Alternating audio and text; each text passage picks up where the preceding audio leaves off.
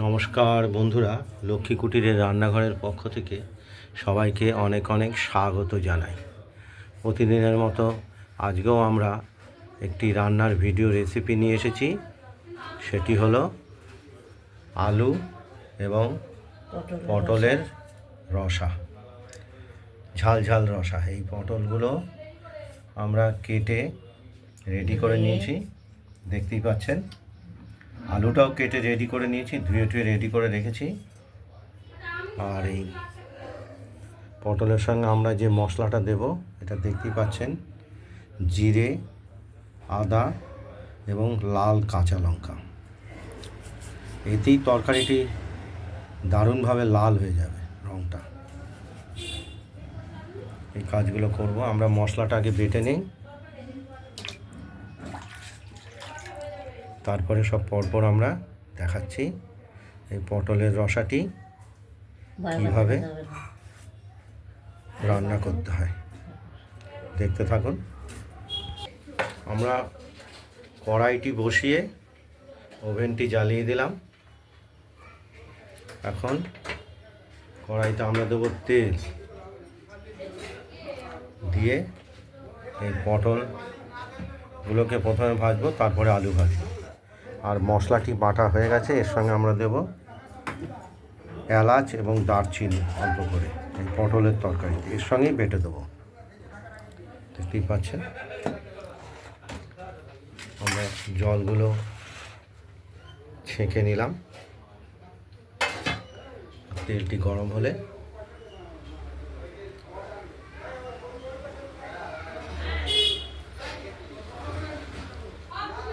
আমরা পটলগুলিকে ভেজে দেব। পটল অনেক দিনই উঠেছে, কিন্তু আজকে আমরা নতুন খাচ্ছি।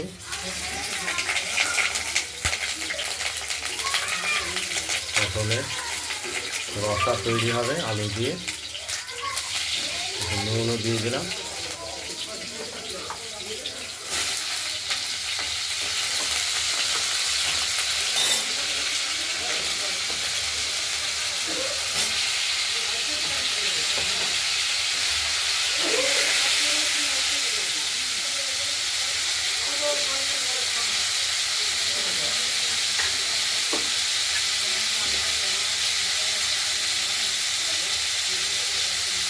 এবার একটু সামান্য হলুদ দিলাম।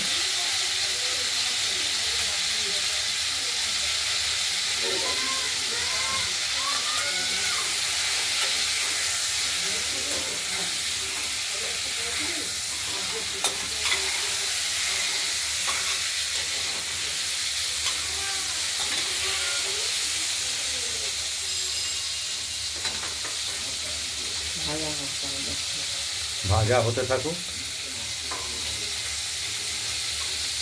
দেখতে থাকুন।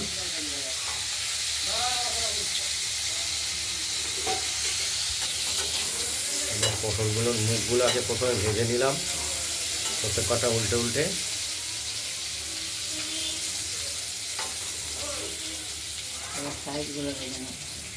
এবং মাছগুলো ভাজবো, ঢাকা দিয়ে দিলাম। দেখতে থাকুন। ঢাকনাটি খুলে আরেকবার পটলগুলোকে দিলাম, ভাজা হওয়ার জন্য। ভাজা না করলে সেন্ট বেরোবে না। পটলগুলোকে ভালো করে ভাজা করতে হবে, তবে গিয়ে গন্ধ বেরোবে পটল।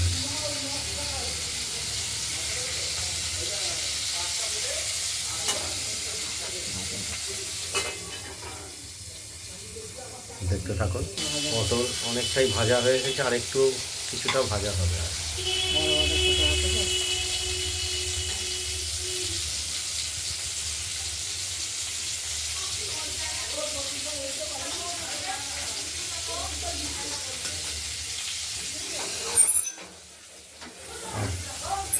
মশলাটিও আমাদের বাটা হয়ে গেছে, গরম মশলা সহ এলাচ আর দারচিনি।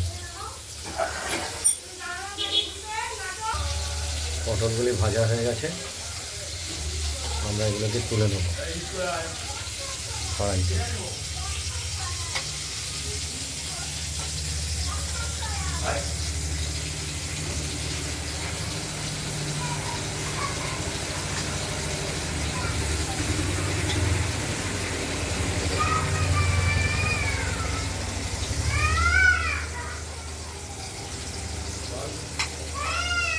সব পটলগুলোকে আমরা এইভাবে তুলে নিলাম। পটলগুলি আমরা সব তুলে ফেললাম, ভাজা হয়ে গিয়েছিল। এবার কড়াইতে আমরা ফোড়ন দেব, জিরে, তেজপাতা আর শুকনো লঙ্কা। এইবার আরও কিছুটা তেল দিতে হবে, তেল খানিকটা দিয়ে দিলাম।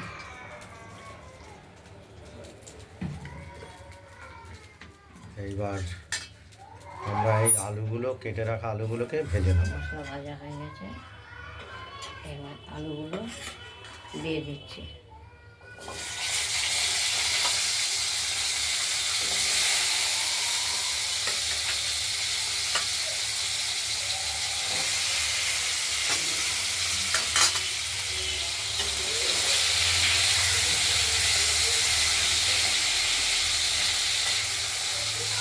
আলুগুলো ভাজা হতে থাকুক, দেখতে থাকুন। একটু ঢাকা দিয়ে দিলাম। এই মশলাটি আমাদের বাটা হয়ে গেছে, আমরা এই থালায় তুলে নেব। মশলাটি আমরা থালায় তুলে নিলাম। আর কড়াইতে আলুগুলো ভাজা আগেই হয়ে গেছে। এবার মশলাটা আমরা এর মধ্যে একটু হলুদ মিশিয়ে কষানোর জন্য দিয়ে দেব।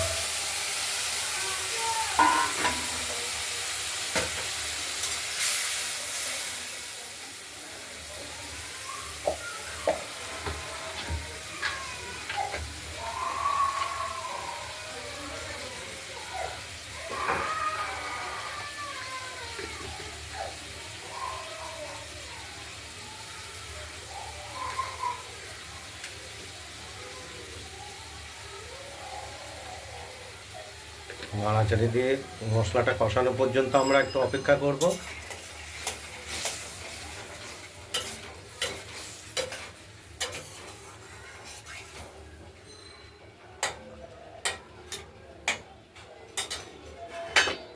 ঢাকা দিয়ে দিলাম। আজকে এই মশলা দিয়ে আলুটাকে আগে কষিয়ে নেওয়া হচ্ছে।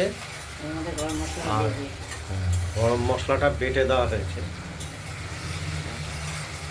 তাতে সুন্দর একটা আলু পটলের রসে একটা ফ্লেভার পাওয়া যাবে গরম মশলার।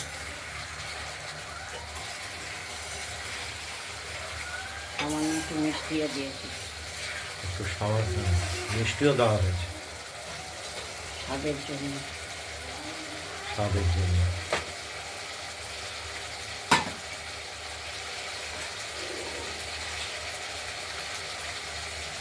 এই পটলগুলো, ভেজে রাখা পটলগুলো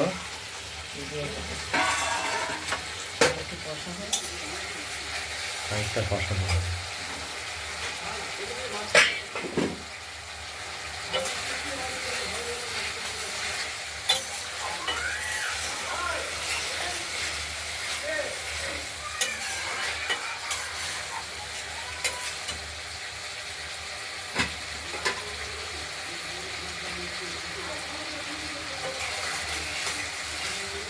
এবার এর মধ্যে পটলগুলো দিয়ে দেবো। এবার আমরা পটলগুলো কষা হয়ে গেছে, দিয়ে দেবো। পটল দিয়ে নেড়ে চেড়ে তারপর দেওয়া দিচ্ছে।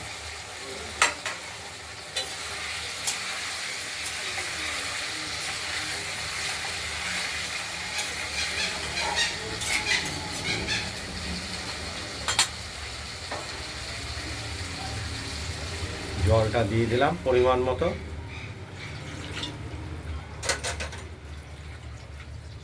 আলু পটলের রসা প্রায় অনেকটাই কাজ এগিয়ে গেছে, রান্নাও এগিয়ে গেছে। ফুটে উঠলেই আমাদের নুনটা দেখবো। এবার আমরা একটু ঢেকে রাখবো।